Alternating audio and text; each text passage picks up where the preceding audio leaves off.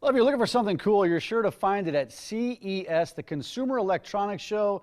This is a massive convention held every year in Las Vegas. It's underway right now. One of these days, I would sure love to go to this thing. Sarah Evans, though, she's there now and joins us. Good morning, Sarah. How are you?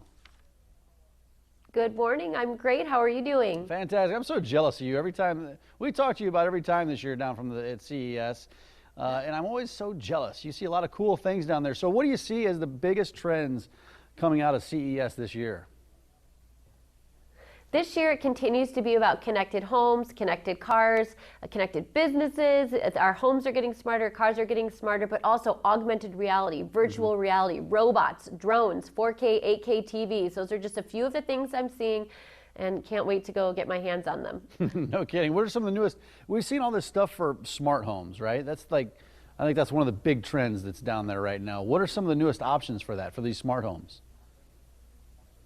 Everything from refrigerators that have cameras in them that you can access from the grocery store, to devices for your children's bedroom that work as a personal assistant / smart clock / smart speaker, voice control and voice activation on multiple devices. In fact, if you live in a Cox market and you have Cox Contour, you already have voice control in your home or have access to it. I can press a microphone on my remote and get any content that I want.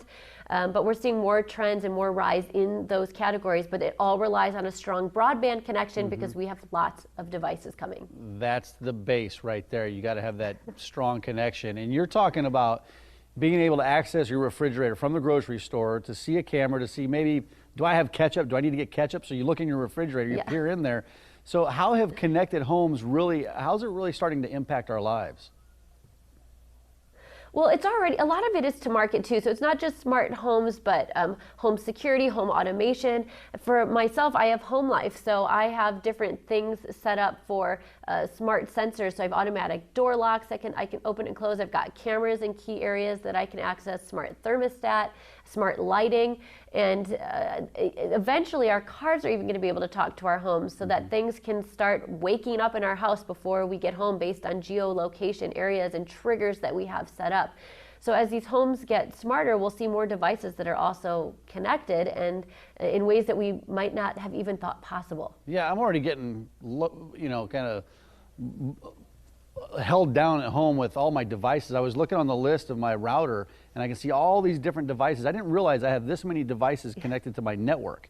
And so I guess that brings up the question about broadband speed.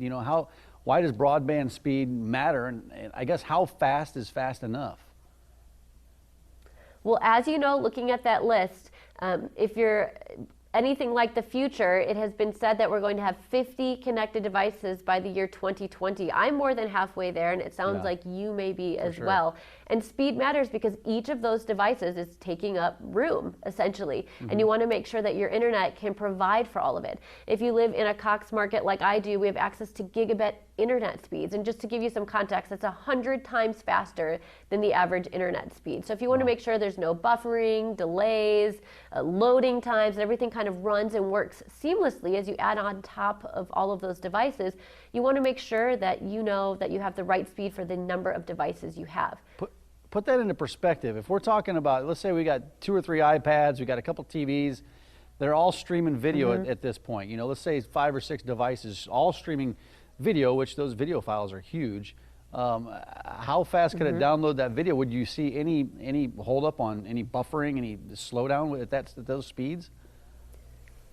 If you had gigabit internet speeds, and depending on what type of video content you're downloading, if it's HD versus 4K content, you should be able to download seamlessly across those devices because you've planned for the future versus maybe what your older internet plan was. Because if you have multiple devices, you well know downloading that content when you have multiple people on your Wi-Fi can start to create some lag time. So I know once you have that gigabit speed, you should essentially experience a very seamless process for those downloads. All right, Sarah, best place to follow up online?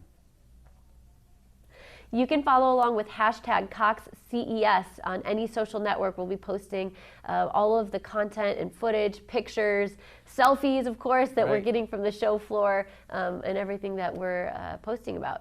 Excited to hear about more stuff coming out of CES this year all week long. Thanks a lot, Sarah, for your time this morning. Thank you. All right, Mary, over to you. Thanks, Mike.